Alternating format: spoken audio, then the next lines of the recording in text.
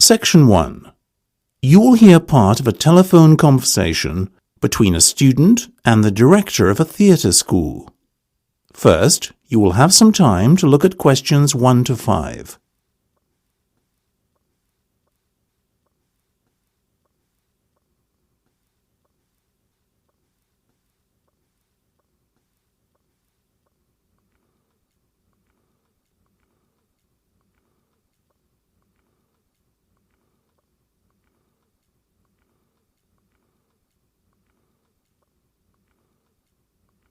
You will see that there is an example that has been done for you.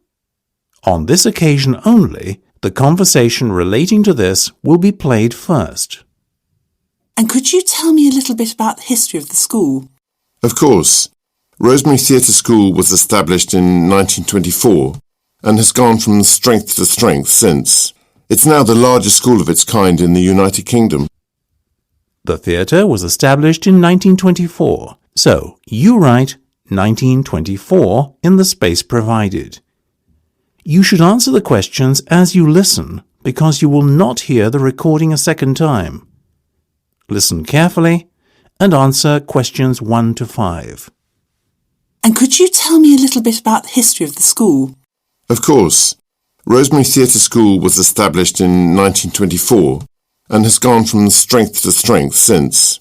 It's now the largest school of its kind in the United Kingdom. I see. Yes, and did you know we were awarded His Majesty's Certificate of Excellence in 1950?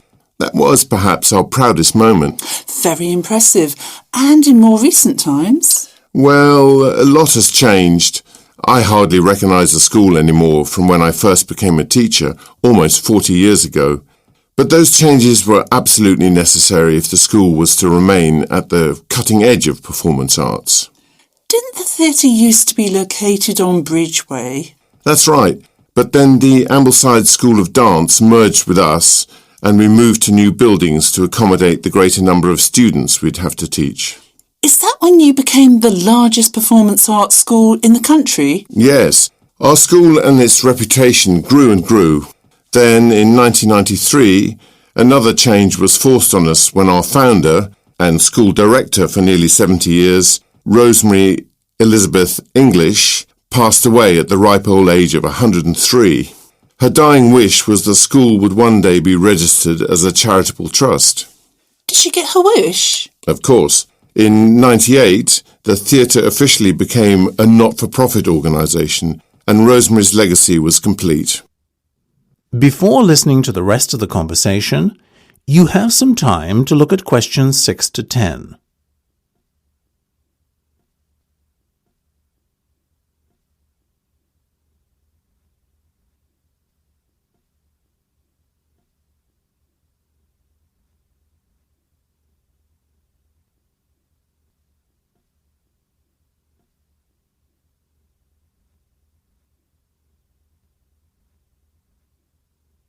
Now listen and answer questions 6 to 10.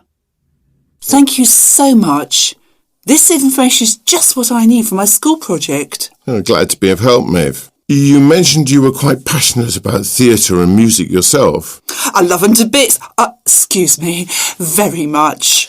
Have you ever considered applying to become a student at our school? I don't suppose I have. I never thought I'd be good enough. Well, tell you what. Why don't you tell me a little bit about your background? I'll fill out an application form for you over the phone, and we can just see what happens after that. What do you think? Wow, that would be great. OK, let's go through the first few pages then, shall we? I have your name and age. Tell me about your past experience in performance arts. Well, I'm a member of my local drama club and have toured with it around the country. I've also been going to acting classes since I was about 3 years old. Marvellous. Anything else? Well, each year at school we do a school production of a Shakespearean play. Very nice. Did you act in some of them? No, I directed them. I did The Merchant of Venice, Macbeth, Hamlet, you know. Have you not acted at all then? Not recently. I used to a lot when I was younger. Interesting. And which route would you prefer to go down? The acting or directing one? Maybe both. How ambitious. Now, any achievements of note? Well, I got the grade 8 on the piano. Was that certified, Maeve? Yes, by the Royal Academy. Great. Anything else?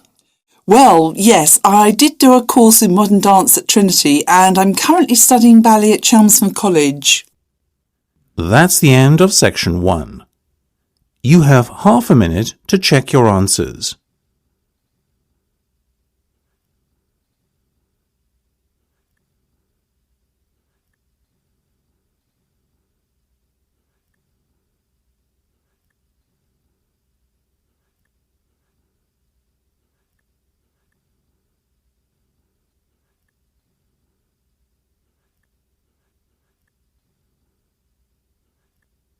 Now turn to section 2.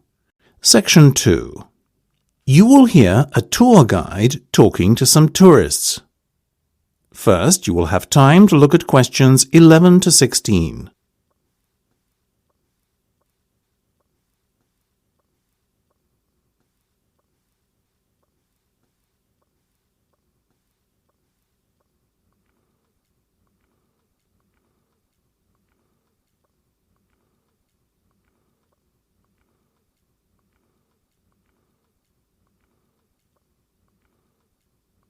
Now listen carefully and answer questions 11 to 16. Hello and welcome to Edelwarn Palace Estate. The map I'm just handing out. There you go. You're welcome. Please pass the rest of those around for me, would you? Thanks ever so much. Now, where was I? Yes. The map James was kind enough to pass around shows the entire grounds of the estate. The bus is parked just here at the entrance gate to the estate, where the 2 guards are standing either side. See? We'll make our way in on foot, as no public vehicles are allowed beyond this point.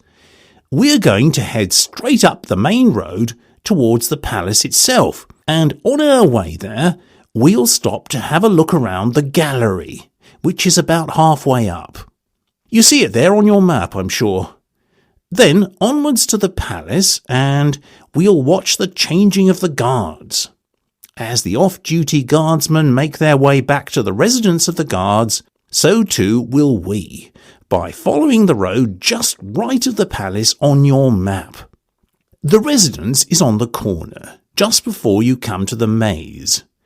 We're privileged in that the guards have kindly opened up their doors to us so we can get an insight into how they live. After we spend about half an hour there, it's off to the maze we go, where we might spend a good deal longer. Well, where some of us might anyway. Opposite the maze, on the other side of the road, down a lane leading off the main road, is a delightful animal sanctuary. Oh, I do beg your pardon.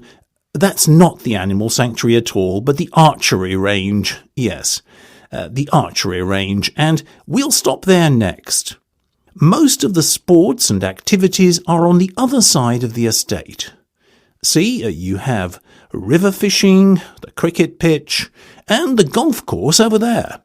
That's the golf club, by the way, at the end of the lane. We'll be lunching there a little later this afternoon. It's a beautiful area overlooking the forest and lake, and you can see the golf course itself right beside it.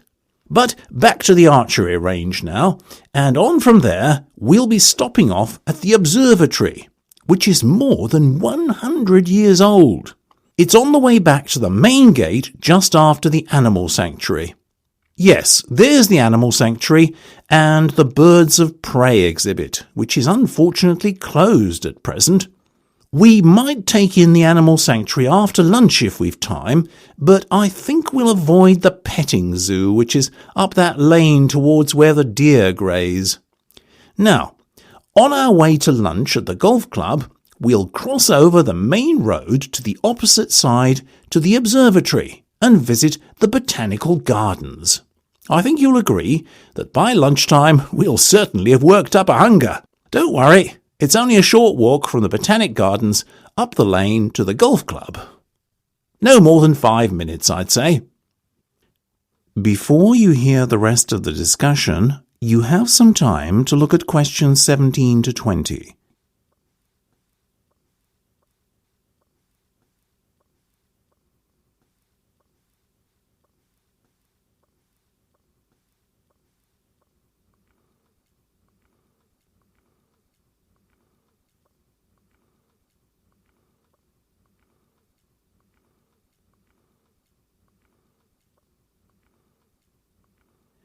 Now listen and answer questions 17 to 20. Now, after lunch, you'll have a choice of activities.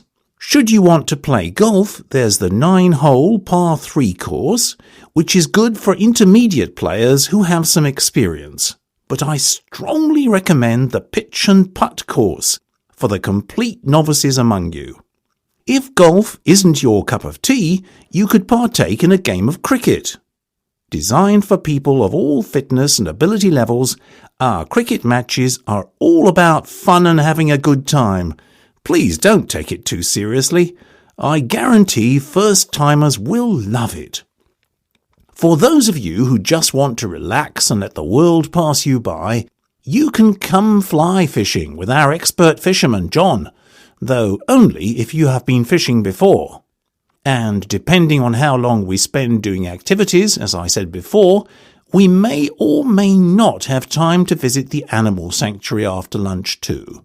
For those of you who are less than keen on sports, however, and determined to see the animals, you can go there straight away and spend the afternoon in the company of some furry friends.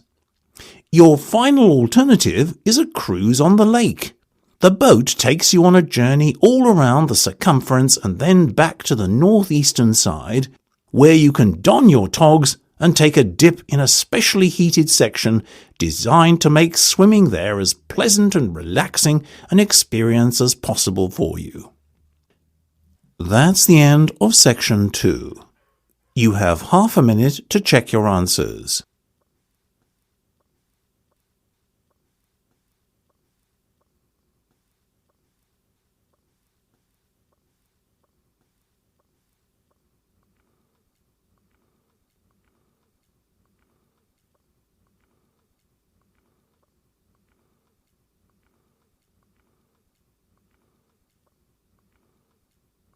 Now turn to Section 3. Section 3. You will hear a discussion between 3 students of business. First, you have some time to look at questions 21 to 26.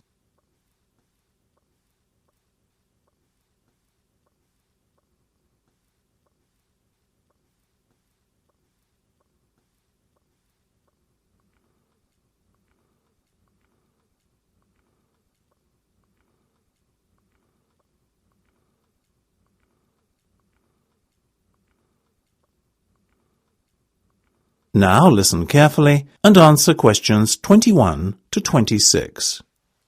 Did you have a chance to look at that case study yet? Yes, I had a read over the data last night, and you? I had a close look at it and I made some notes, actually. John, you feeling okay? It's unlike you to be such a conscientious student. Ha ha, very funny. I think it's an interesting project, and I'm not going to pretend I don't enjoy researching something when I do. Well then, John, in that case, let's start with you. What conclusions did you draw? Well, it's obvious for a start that both the departments responsible for car sales and car repair are struggling. Really? But surely the motorcycle department, which made, after all, the least profit, is faring worse than any other. No, Lisa, you're not taking into account last year's figures. Both the car sales and the car repair departments have seen their profits halve, while motorcycle profits, on the other hand, have remained steady and may even have improved slightly. The fact that car sales generated around $1 million in profits is neither here nor there, if you ask me. That department performed the most poorly, relatively speaking. Yes, but it still brought in a huge amount of profit, as did the car valeting department. I completely agree with you on that last point. A profit of just under 1.5 million is not to be sniffed at. Valeting had a good year this time out, not to mention the fact that, due to widening margins, the profit figure I just mentioned represented an increase of 100% on the year before's. Irrespective of what either of you say, though, the bottom line is that the car repair department was still the most profitable. True, very true. That's just quite a sharp drop from 3 million to just over 1.5, wouldn't you say? Of course, but let's look at why for a minute. I think it's something to do with the breakdown of costs. For example, take the motorcycle department. Look at how high its fixed costs are, almost 75%. That's a formula for a steady, predictable and manageable business model with stable income and profits. On the other hand, car repair had huge variable costs and relatively low fixed costs, accounting for only about 25% of its total costs incurred. And that's a recipe for unpredictability, which explains the dramatic fall in profits. The car repair department has got to reduce its variable costs and increase its fixed costs if it's to start posting consistent returns. I see what you're saying there, and I completely agree. But what about the car sales department? What explains the fall in profits it experienced? Look at the marketing expenditure. It spent most of its marketing budget in the last quarter. That means the effects of the marketing push might not be felt until the next year. So maybe the figures are a little misleading. And perhaps that's why car valeting did so well. Its marketing department spent most of its budget in the first 2 quarters, so sales and profits were noticeably up for the rest of the year. The question is, will car valeting continue to perform so well into the new year? Before you hear the rest of the discussion, you have some time to look at questions 27 to 30.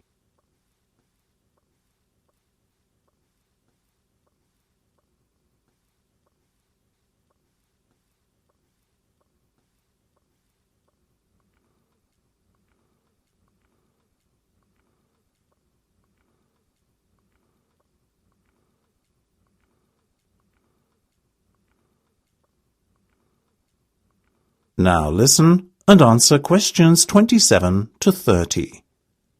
I think there are several factors to consider when trying to answer the question. 1. Can it keep its variable cost low? 2. Is the economic recovery going to continue? And 3. Is the cost of equipment maintenance going to rise? In answer to your first question, yes, I believe that is one of the key strengths of the car valeting department. Variable costs are low and fixed costs are predictable in this market, and that is not going to change.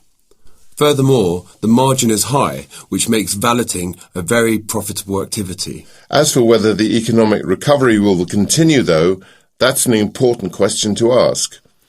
I mean, people don't valet their cars as often when times are tough, so this is one of the department's greatest weaknesses. It's hard hit every time the economy goes through a rough patch. I agree with you, and I also think there is going to be an issue with equipment maintenance and replacement.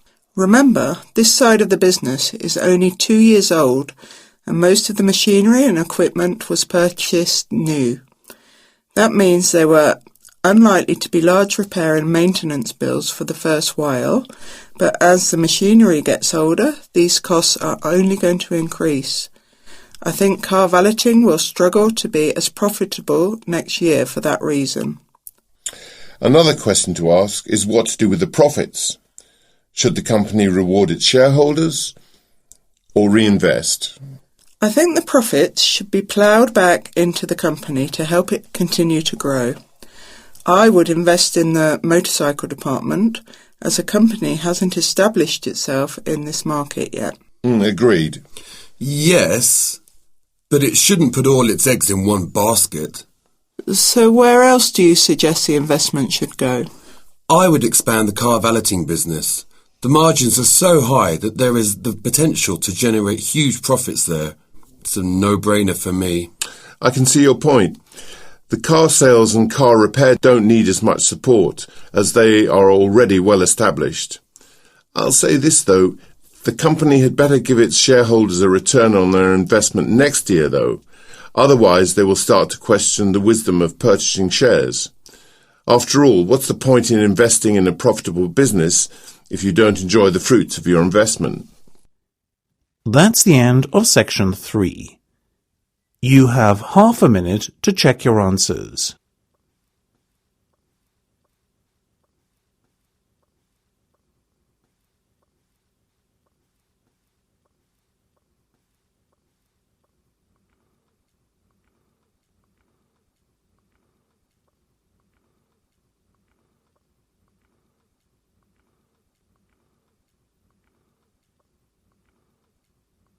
Now turn to Section 4.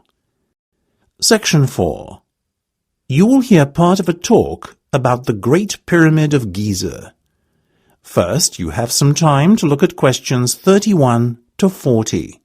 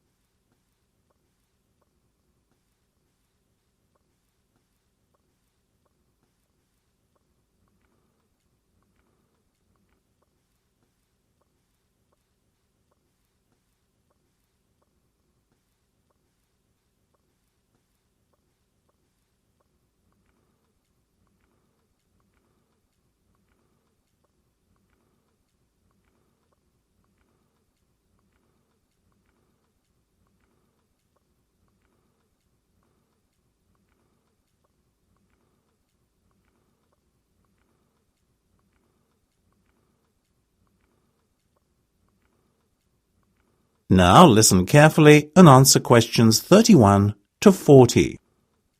Thank you for coming along today. Archaeology has been my life's work, and it is an honor to be able to share that which I love with the wider public, and to hopefully instill a similar passion in some of you here today, and who knows, maybe inspire the next generation of archaeologists. Now, if you have researched my background, you will know that for most of my career I have worked in Egypt. So, unsurprisingly, it is a little bit of Egyptian magic that I want to share with you today. Look at the screen above me here. What you see is one of the most awe-inspiring sights in the world. It is, of course, the Great Pyramid of Giza, or at least a diagram thereof. Let me first take you on a little walk through the pyramid to show you what it contains. Leading down the passageway from the entrance takes you to the Subterranean Chamber. Now, for any of you taking notes, let me spell that. Subterranean. S-U-B-T-E-R-R-A-N-E-A-N. Spelling has always been a weakness of mine too, so never mind. Now, no one really knows what this was meant to be, but some speculate the king may have originally built this burial tomb here and then changed his mind. If we wander back up towards the entranceway and then take 2 lefts, we find ourselves in another chamber, almost directly above the subterranean one. This is called the Queen's Chamber, but not as its name suggests, because it was the burial place of the Queen. In fact, many Egyptologists believe this chamber housed the pharaoh's spirit. If we wander back out of the Queen's Chamber, we re-enter the main passageway in an area where it gets considerably wider. This widened passage is the Grand Gallery, thought to have been built as a glorious entranceway to the king's tomb. Have any of you noticed the 3 smaller passageways here? Here and here. 2 of them leading out of the upper sections of the pyramid. These are not in fact passageways at all, but rather air shafts that were necessary to maintain a supply of oxygen for slave workers as the building work was going on. 2 of the air shafts lead into the signature room of the structure, the King's Chamber. It was inside this tower-shaped room that the pharaoh's body was laid to rest. Magnificent, isn't it? Such an amazing feat of engineering, and to think that it's more than 5,000 years old. It's hard for us today to appreciate just how much of an achievement it was to build a construction of this kind so long ago. But to put it in perspective a little, bear in mind that the Egyptians had no motorized equipment, no computers to make difficult calculations as to the structural integrity of the building, no lorries or trucks to transport building materials, etc. They relied to a large extent on handheld tools, and the harnessed power of animals, and indeed other human beings, namely their slaves. An estimated 2.3 million blocks of limestone are believed to have gone into the building. These giant slabs were, it is thought, sourced from nearby quarries.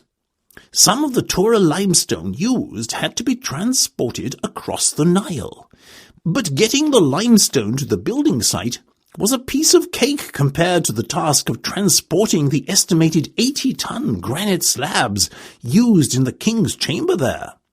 After all, these came from the town of Aswan, some 500 miles away. In total, it is believed that 8,000 tons of granite from Aswan, 5.5 million tons of limestone, and 500,000 tons of mortar were used in the construction. The ingenuity of the ancient Egyptians was demonstrated time and time again. In response to the challenge of having to somehow cut the giant slabs of limestone and granite, the Egyptians devised a novel method which involved hammering wooden wedges into the stone.